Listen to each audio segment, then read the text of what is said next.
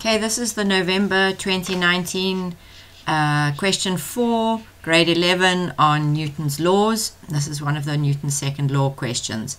It says a 6 kilogram block held at rest on a rough horizontal table. When we see the word rough, we know we're immediately going to have some friction.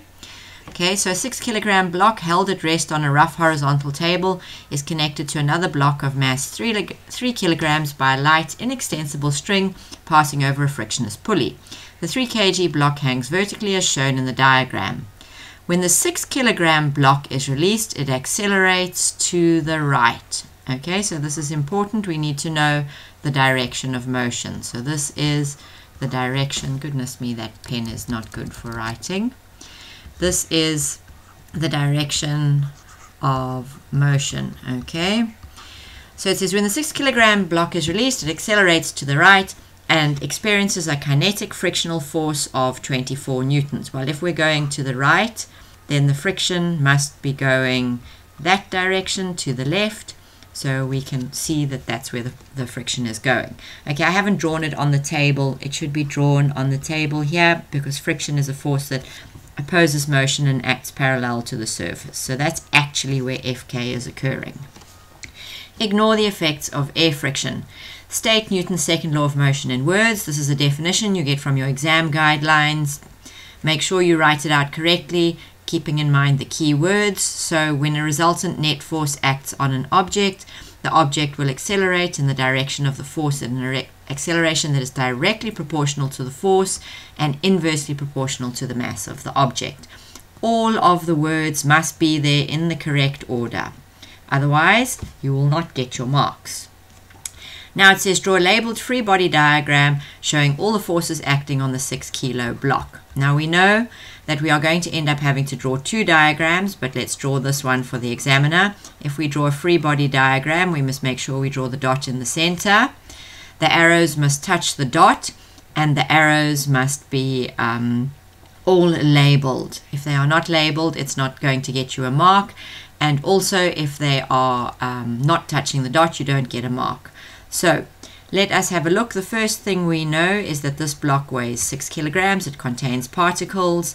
So we have the weight, or Fg, if you prefer to call it Fg. Pick one, whichever one. We know that it's on a surface. So the moment an object is on a surface, we have a force that does not look at right angles. We have a force that is at right angles to the surface. That is the normal force, which we can call N or Fn. Pick a label. Either of those are acceptable. Don't put 2 like I've shown you here. Pick one label and stick with it. So we've dealt with the weight. We've dealt with the normal force. The next force that we have here is the tension. Okay, so the tension is going off to the right and friction is going off to the left, Fk. So those are my 4 forces. You can see the question's worth 4 marks, so you must have 4 arrows, all the arrows leading out of the block for your 4 marks. You should preferably draw them with a ruler. Make sure they are all labeled. Now it says to you, for 6 marks, calculate the magnitude of the acceleration of the 3 kilo block. Well, it doesn't matter which block we look at. This is a system. They are working together. They are connected by the string. The acceleration of the 3 kilo block will be exactly the same as the acceleration of the 6 kilo block. So we do not know what the acceleration is. We don't have enough information to solve this. So we're going to have to form a simultaneous equation, and the fact that it's 6 marks is going to tell you it's not just substituting into a formula. So we've already drawn one free body diagram for the 6 kilo block. What we should do now is draw a free body diagram for this 3 kilo block. So on your paper or somewhere, you draw the 3 kilo block. And if we look at the 3 kilo block, the 3 kilo block has only got 2 forces acting on it. It's got its weight downwards, which I will call Fg, and it's got the tension in the string acting upwards. Okay, so if you have a look at this, then those are the only 2 forces. There is no normal force because it's not on a surface, and they said ignore the effects of air friction, so there's no friction. Okay, so once we have the diagram for both of the blocks, we can go on and solve this. the first thing you do when you solve a vector question like this is you have to state which is your positive vector direction. So we're going to say the direction of motion is positive. Okay, that direction of motion is like clockwise, so you could say clockwise is positive. So if we say direction of motion is positive, we've covered both blocks, because isn't the 6 kilo block is moving to the right and the 3 kilo block is moving down, so we don't want to be all wordy, so we just go direction of motion is positive. Then label your calculations. Okay, we're going to look at the 6 kilo block first. So for the 6 kilo block, the object is accelerating, so we're going to use Newton's second law, F net equals ma. Let's make a sentence of what forces we've got. Now the block is moving to the right, so the two forces, the normal force and the weight, they're at 90 degrees to this. They are not going to contribute anything to the motion to the right, so we're going to ignore them. So if the direction of motion is positive, the force that's going to the right over here is the tension. So the force that goes to the right is the tension, so that is going to be positive. And then we are going to add the friction, okay? But the friction is going in the opposite direction, so by vector laws it must be negative.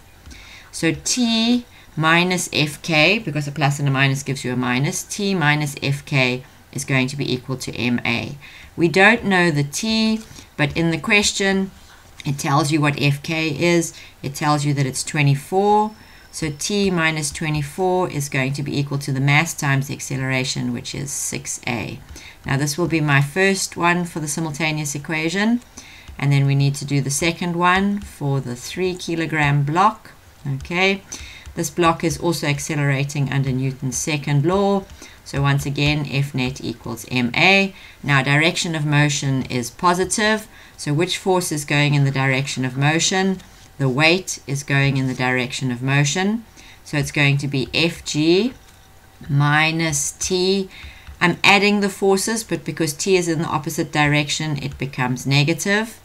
So Fg is going to be 3, because it's a 3 kilo block, times 9.8, because isn't weight equals mg, and weight is the other name for Fg. So 3,98 minus T equals 3a.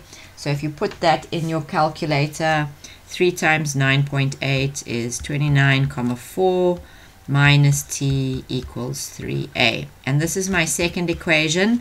If I make them both equal to T, okay, I will end up with 29,4. Now I'm substituting one into the other, but because of space, I'm not writing it out completely. So 29,4 minus 3a equals T, and on the other equation, T equals 6a plus 24.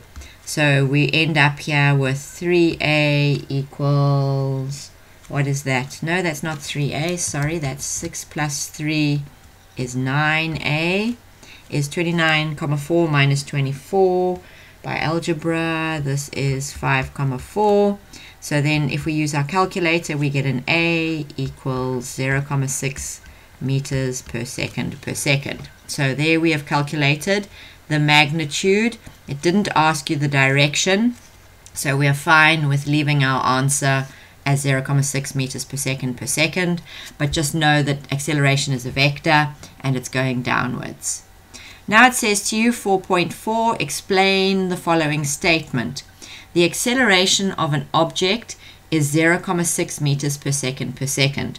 So if they ask you to explain something like that, they want you to take the definition and then make the definition fit exactly what's going on. And in this situation, they're telling you the acceleration is 0,6 meters per second. So the definition of acceleration is the rate of change of velocity, or the change in velocity per unit time. So change in velocity, the change in velocity that we are given here is 0,6. So this means that the velocity of the object, okay, because acceleration is the change in velocity per unit time, the velocity of the object is changing, okay, by this value, which they give you as 0.6. 0.6 meters per second every second. Okay, so every second the object's velocity changes by 0.6 meters per second. So you take the acceleration definition. Acceleration is the change in velocity per unit time, and you put the specific value from the question in, and you should get your marks.